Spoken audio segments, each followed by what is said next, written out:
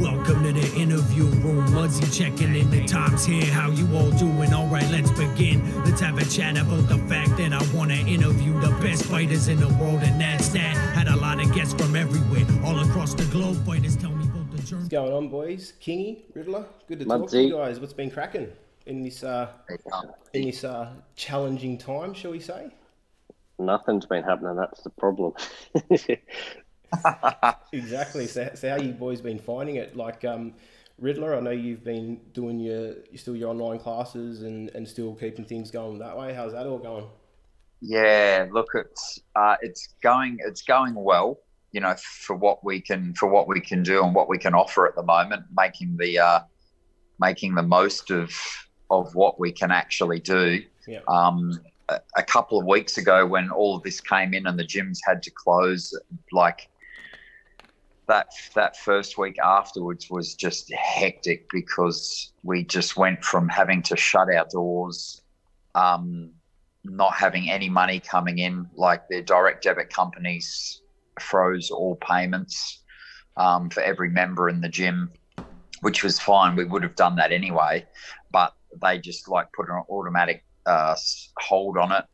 And so then we had to start going and filming online and just trying to get people signed up, members signed up for the online training community that we've got going. Yep. All in the space of a week, like literally almost like cleaning out my gym. Like we've lent our equipment out to all the members of the online training community so that they've got gear at home to train with. Yep. So yeah, man, that first week of it was freaking hectic. Not to mention having to learn how to do the classes, and and just teach Muay Thai and basically structure it without equipment initially. How did you how did you find that? Like, obviously you've adjusted well now, but would have been a bit of a shock to the system at first.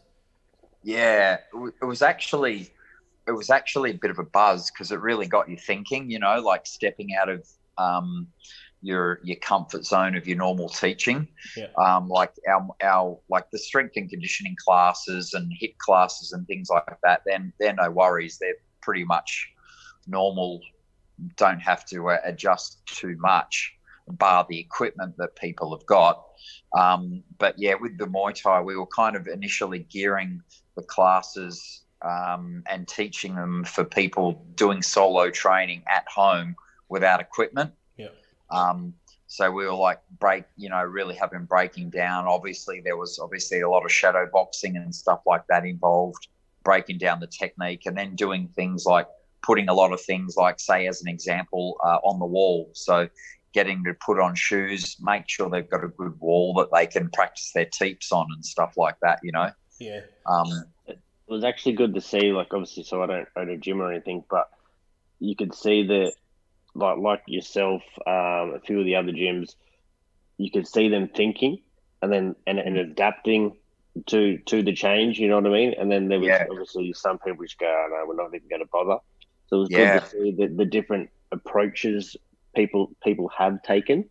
Yeah, I think like a lot of gyms just closed their doors, and I think because it was all sort of like surreal and all happened so quick. I think when it first came out, I think a lot of people thought, oh, okay, 2 weeks, 4 weeks, fuck it, we'll just close and have it as a break, and then we'll just open up again.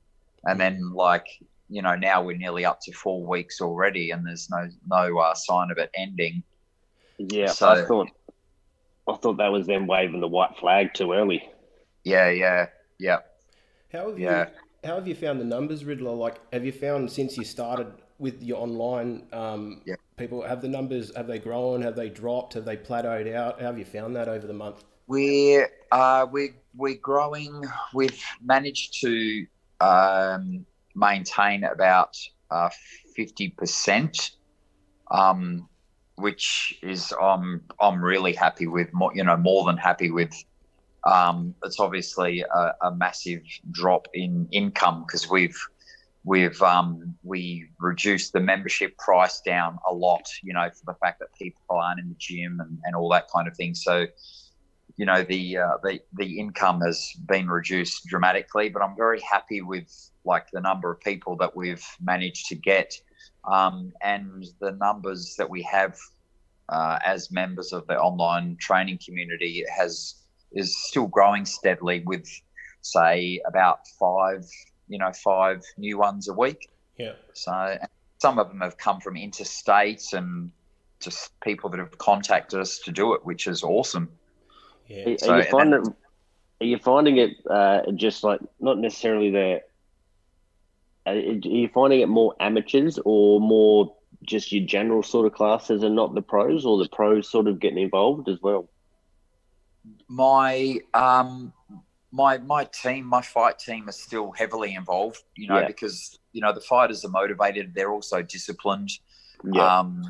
So they're very much doing, they're doing a combination of doing their own running, doing some of our strength and conditioning and HIIT classes. We've got a couple of advanced Muay Thai classes in, and I basically structure it like a 1 hour fighters class. Bang out 10-minute skip, rounds of shadow. I think on Friday's session we did four 5-minute rounds on the bag, and I gave them like a nasty finisher. So just to keep them going, and I'm interacting with them all the time, stuff like that. But a lot of the people that are training are just our normal people that come to the gym, It'll be interesting to see once this is all done, or not done and dusted, but once everything can get a little bit more back to normal and the gyms can finally open, whether you'll see like a massive influx of people because gyms have been shut for so long, or you might see some people that just won't come back, or it'll be interesting to see, and not just yours, just all the gyms, any gyms in general. Yeah, 100%. Yeah, I think everyone's going to be busting to get back to it. I think people will definitely be appreciating their gyms more and realizing the importance of training, and even a lot of people have taken up training or become more serious with their training because they've got time, and that time is being filled in by training. So it's like they're developing a training routine. Yeah. Instead of being overtaken by life. So hopefully that will carry over into when this is over, them 100% wanting to get back to the gym. But I think it depends on how long it goes on for, and the economy and, wages and stuff like that. I think the only thing that's going to keep people out of the gyms, or some people, are the ones that have been without their job for a long time and have to try and recover financially before they get that, that luxury of going and training back up at a gym. Yeah, and in saying that, I've noticed because of the current situation, you just see so much more people exercising. Like when I go for runs around my area, you just see so many people out, and it's good to see that everyone's out. It's crazy. Yeah, it's good to see that people take their fitness seriously, or to some extent. Yeah. It's sort of like they've been told, all right, you got to stay home. All right, I'm now going out to exercise because I'm allowed to. Yeah. And or they're you see them like they'll isolate and be at home all day, and then all the kids are going crazy by the end of the day. So then they go to the coast and but just be surrounded by people all walking the cycle path. I don't know, Mudsy, if you saw that. There's been a couple of video footage and photos of West Coast Highway on like an afternoon at sunset, and it's just like filled with people. It's just like, oh man. And you're meant to be do the whole social distancing thing. Kind of defeats the purpose. Yeah, it does. It's pretty funny. It does. Yeah. So like we've talked about like how it affects you as a gym owner. What about you both promoters, Kingy with your tag team and your Rogue, and Daz with Epic and also Evolve? Yep. How's that affected you guys, and where do you see, do you think this year's a write-off for shows? You go first. Yes, I do. Well, Yes and no. So I think for Rogue, the longer it goes, it's less likely to get back onto track for this year. Reason being is where before, like you could sort of, if you really wanted to, match a fight card within a week. If you knuckle down, this time you sort of got to. It's the uncertainty when you can't match a fight card because you don't know when you're going to get the go ahead to do it. Yep. So that's going to then take a long period of time because trainers are not going to want to give you their fighters because they haven't held pads for them. They don't know how fit they are. But then you've got the other side, as Riddler said before, the economy.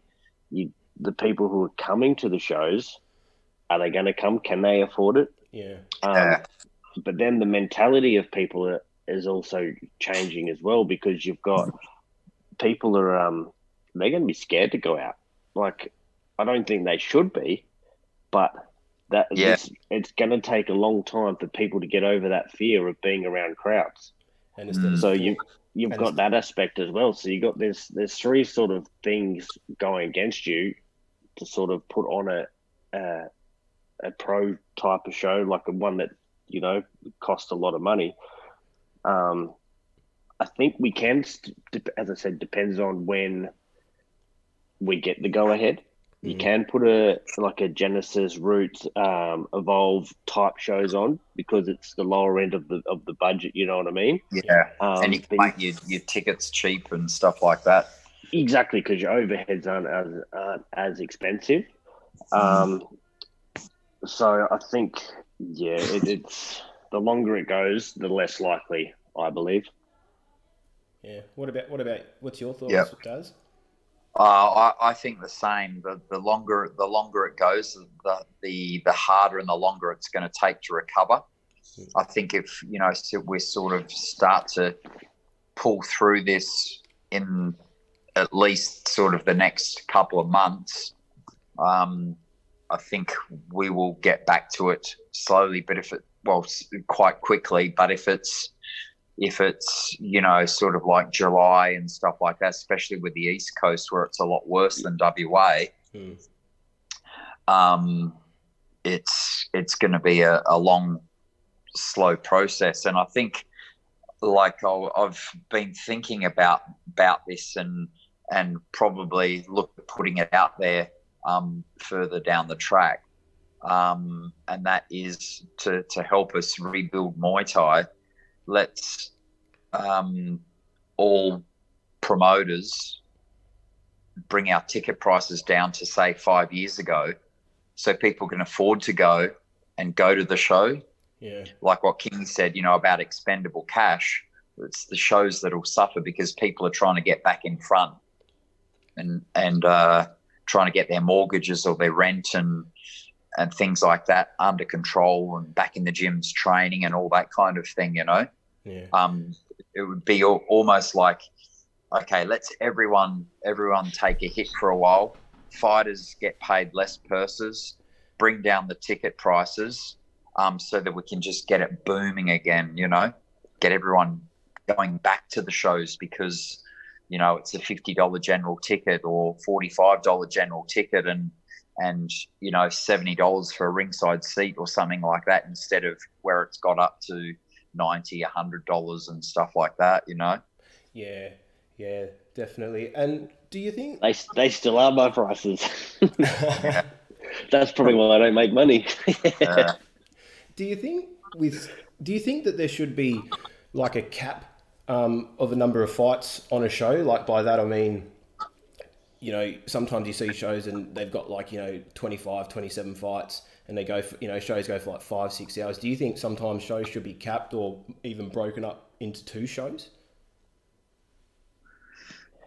It's a tough one, right? Because I've been there in both situations. Okay, in that, like with like the Supremacy shows that I used to do and our early Epic shows, we used to sort of like only match about 12 or 13 fights, like 13 fights at the top. I always used to actually aim for 13 fights. Then if you end up with 11 or 12, something like that, but with the way things are now and the prices of everything going up, the extra expenses for shows, like especially in WA now, you know, the commissions involved, and obviously the other states like New South Wales and Victoria and things like that, just the costs of the shows, because you've got all these fees, extra fees that you have to pay and things like that. And it got to the stage where you kind of had to put more bouts on to have more gyms involved. You know, it kind of becomes your goal, instead of only having 9 or 10 fights on your show, which would be ideal, like, because the show is short and it's exciting for that whole time. It got to the stage where it was like, oh, you know, hang on, we need to try and aim to get like at least 15 or 16 different gyms on, so you get the crowd of that, you know.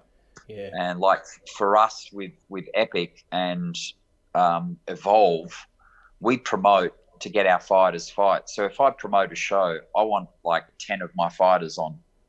And then if you've got 10 of your fighters on versus 10 opponents, you might only have 5 gyms involved. Yeah. Or 6 gyms involved, which isn't going to sell you many tickets. Can I ask, is that the reason why you got into promoting in the first place, to get your guys fights? 100%. Promoting is not about making money. Anyone who gets into promoting to make money has really got the wrong idea of it. The one and only reason why I promote is to get my fighters fights, to keep them active. Yeah. So especially from early on in the days where I was doing Supremacy, and I had fighters like, you know, Kaylee was just an up and comer back then, and you know, Eugene Eckelboom, Chad Walker, Kim Olsen, Chris Tiger White, all those guys. If I didn't get them 3 fights a year, they would sometimes only have 1 fight in a year, because there were a lot less promotions going around then. There was a lot less fight shows that were willing to fly someone in. Like back in those times when I was doing those shows, your only chance for an interstate fight was either Evolution or Knees of Fury. That was it, you know. So if I didn't put on fights to get my guys fights, there would be no fights, and then there's no fighters in the gym. Yeah. What are your thoughts, Kingy?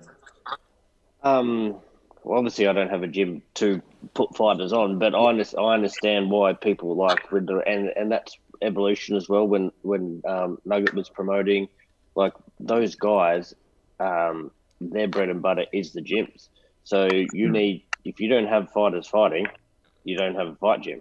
So I understand that. Me personally, I just enjoy it. So actually, even though it's stressful as all hell, I actually just enjoy it. Yeah. So yeah, I just like, and I like to see people growing.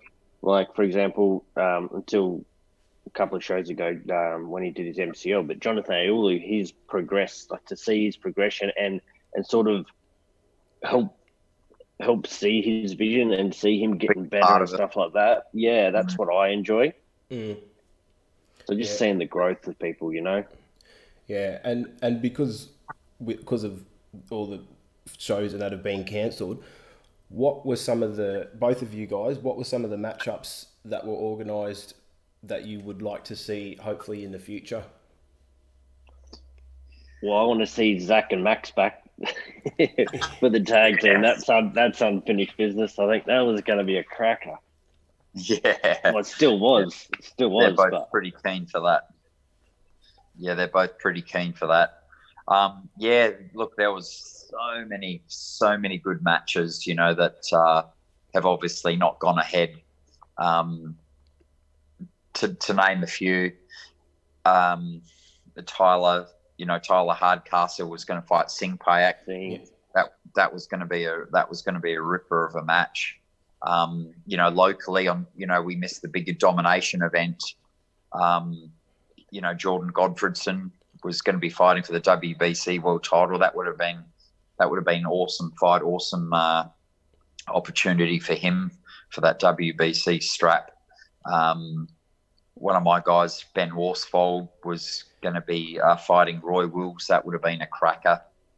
Malad was coming back as well. Yeah, yep. So yeah, so many good matches have been put on ice basically. But you know, when this is over, and once things get clear and the economy sort of recovers a little bit, those shows are matched, ready to go. I know the Domination boys, they had not only Domination match, but they had Domination Development Day for the novices only 2 weeks later, matched also. Yeah, because I was looking at the fight calendar, and I think there was about 5 or 6 or even 7 Domination Development Days this year that were planned out. So that's just gone up in smoke, or for the majority of it, which is disappointing. Yeah. It's the current situation. We can't really do anything about it, but that would have been a great year, especially for WA Muay Thai, with all those amateur shows and them trying to bring up the next generation of fighters. Yeah, it was going to be a very busy year.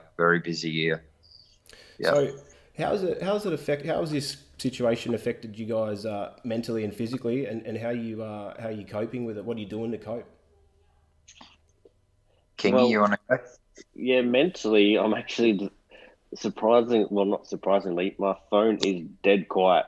It's like I don't get phone calls, I don't get as many messages, you know, so it's, in that sense, it's sort of good to be able to just relax and not think about fighting so much. Yeah. And promoting. So that side of things been good. And we've actually been out in the backyard more, because I've been able to be home a little bit more. So we've been actually playing in the backyard with Isaiah a lot more.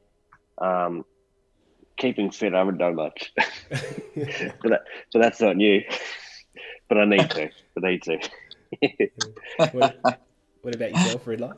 Well, the mental aspect, very similar to what Kingy was talking about.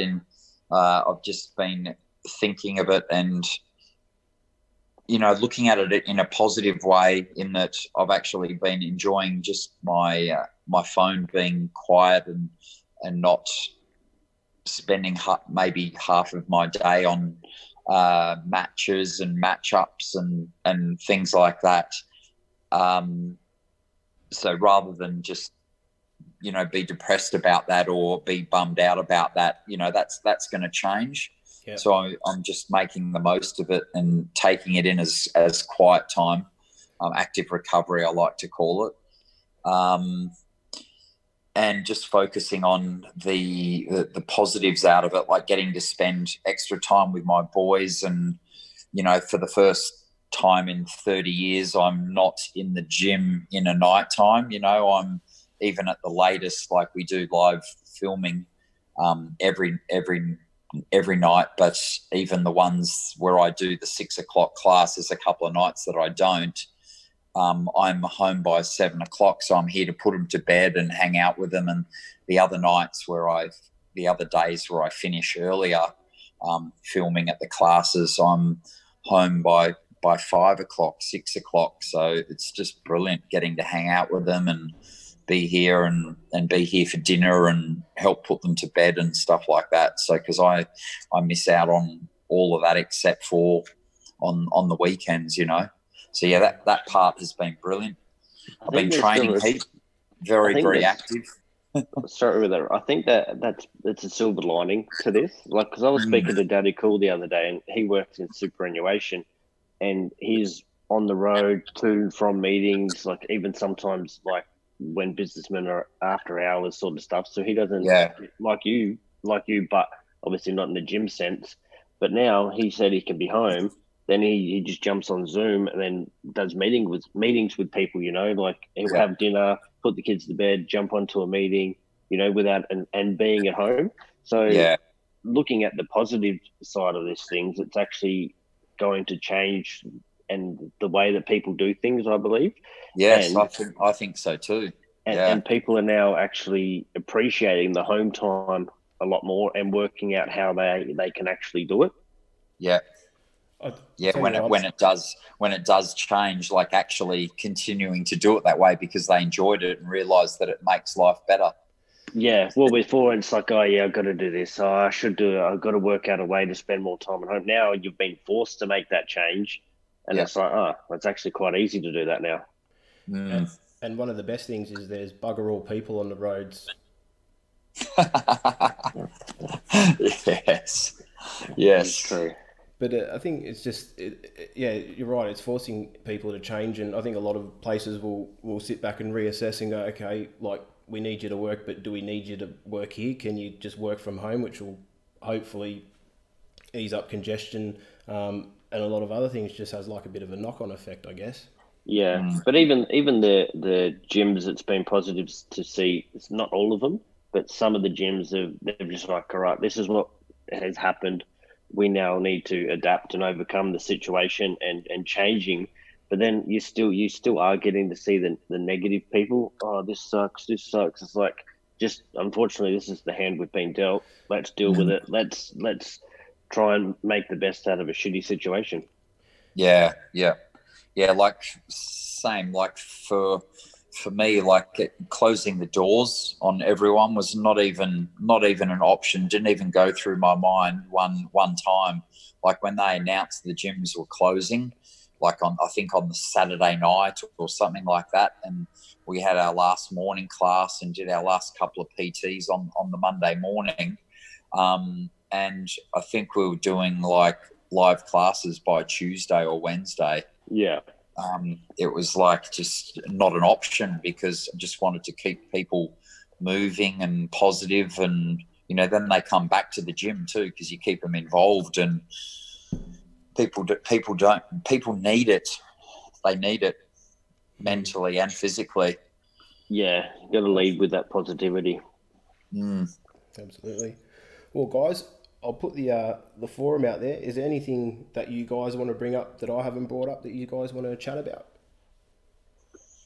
Well, I don't know if it's any relevance or not, but really, how do you think Thailand's going to recover in terms of Thai boxing? Because in the media over there, I've heard, so they did a show at Lumpini, even though they were told not to, and then there was about, I think, from that show, there was about 200 people infected, and a lot of the media are just Thai boxing's the reason why this. Like, so obviously, you can imagine 200 people being infected, then they go out into like Bangkok, that can be spread to a lot of people. So Thai boxing or Muay Thai has been blamed a lot for a lot of the spread in Thailand.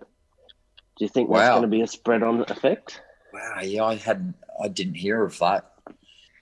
Oh man, I don't know about that, because Thais can either be, I find it can either go two ways. They can be like OCD and super cautious about it, like you'll see them out with face masks and gloves on and not even going out, or there's just the other load, and I guess all societies are like that.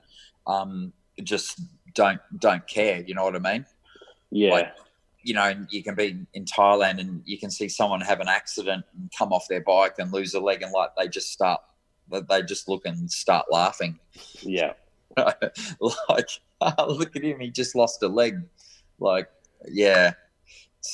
So yeah, I don't know. Could go two ways. I know I know one of the commentators at Lumpini got the COVID. That's the reason why it's become as big as it was, because I think he's actually half Aussie. That commentator, I don't know him, but he's half Aussie, half Thai, but he's a superstar. Apparently, like I think he's an actor or a singer or something. Yeah. And because he's famous, he got it. That's how then everyone knew that the show was on. Yeah, right. So that's how it's been blown up in the media over there. So hopefully they're just beating it up, something to talk about. I think they even the WBC, did they get rid of their heavyweight rankings? I had a little look. Someone posted something up, and I don't know unless it's a mistake, but it looks like that they've cleared their rankings and the champions. Well, it's a very inactive division, so it's even the ones they may have cleared it because there was a lot of people who were ranked who hadn't fought in years. So that may be the reason. I don't know. I haven't seen it, so yeah, I can only speculate. That's strange, eh? Yeah, we could. So what's the plan? What's the plan for the rest of the week, lads? Just continue on. Got any goals? Any things that we're looking to achieve? Kingy, you want to go? I'm just starting to do a bit more. I've been super slack, but a bit more social media side of things with the show, getting all the old fights on YouTube, creating the YouTube channel, give people something to watch, things like that. And then, yeah, working out if we're obviously it's so hard to plan shows because it's so uncertain. Like I was going to do one of the Genesis shows, but then we went from 500 people to one every 25 square meters, one every 4 square meters. Then no shows, all within 3 days. So yeah, even though I want the urge is to plan a show, it's just quite hard to do. So it almost feels like wasted time. Exactly. So that's why I'm just sort of focusing on the social media side of things, the YouTube and that sort of stuff. Yeah. What about yourself, Riddler? Yeah. For me, just focused on keeping everyone motivated and keen. Keeping connected to my members that I've got. Keeping them having a good time and training and just looking towards the future, really. Just enjoying the classes. We're very active with the classes, as well as my own training. I've actually been training twice a day, sometimes 3, because the way we're doing our classes, we're actually participating in and doing the bag work or doing the strength and conditioning session. Yep. One person sort of recording it and emceeing it while the other person is actually physically doing it. So that's just been awesome, as well as my own training. So physically just feel amazing for that, which of course mentally, just helps keep you pumping as well. Sometimes you get for a momentary little bit of a downer and, miss your people and miss your gym and your life, but then just get back to thinking positively and training and focused on the things that you can do, not can't do. So yeah, because I saw a good little exactly. I saw a good video post that you put up yesterday. I can't remember it word for word, but you've got away with words, and it said something along the lines of something about train to be motivation, not on your emotions. Rely on discipline. Yeah, because motivation can go up and down, and it's affected by your mood. So rather than, should I train because I don't feel like it, or train because I do feel it, just freaking do it because you've got to do it. It's in your routine, or that you have to do it, and just doing it.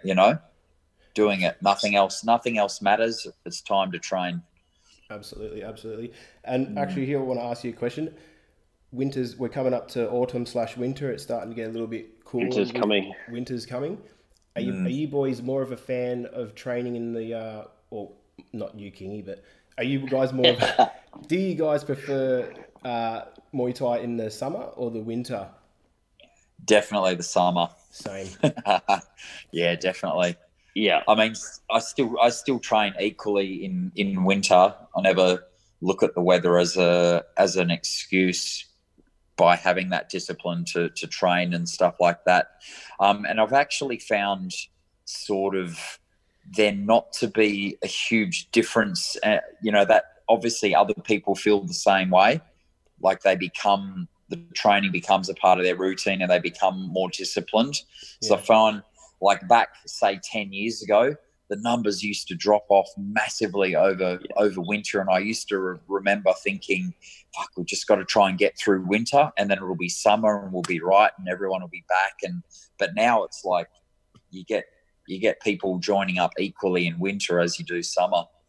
Yeah, a lot of people actually hate training in the heat. Yeah. I remember when I was at Corporate Box and just the winter, you knew that winter was coming up because the numbers just drop. And then it's like the first, over here anyway, you'd get that in September, you get a hot week. Yeah. And then boom, numbers come back up. It's crazy. Oh, summer's coming. I need to get fit.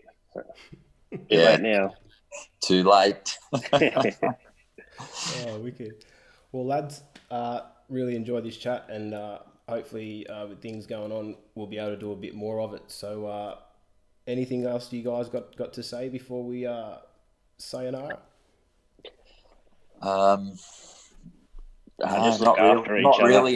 Not really, apart from, really miss being in the gym and training fighters and having fight shows and things like that, but just positively looking forward and using this as downtime until it's time to really go again and time for us to rebuild the sport. Yeah, I think we're all in the same. That's a perfect example. It is actually a perfect time to rebuild the sport. I think it's sort of a reset.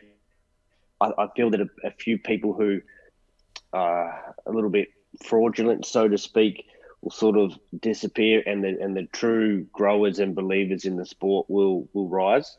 And I think this is actually, if we look at it at the end goal, I think this is actually going to be a good thing for the sport. So just stick with it, and the sport will come back 100%. Yeah, thank you, guys. Thank you very much for your time, boys, and we'll chat soon. No worries. Thanks, Mudzy. See you, Kingy. The lives of great warriors, revered and notorious, infamous and legendary. That to me is glorious. Come kick it, still talk some shit with me. I'll ask so you can answer and explain to me the history. I had to throw a vicious knee. I got a passion for the art of 8 limbs. I'm just asking from the heart. So as I conclude this interview, thanks so much for sitting through. Love to all the fighters and the folks that listen. This for you.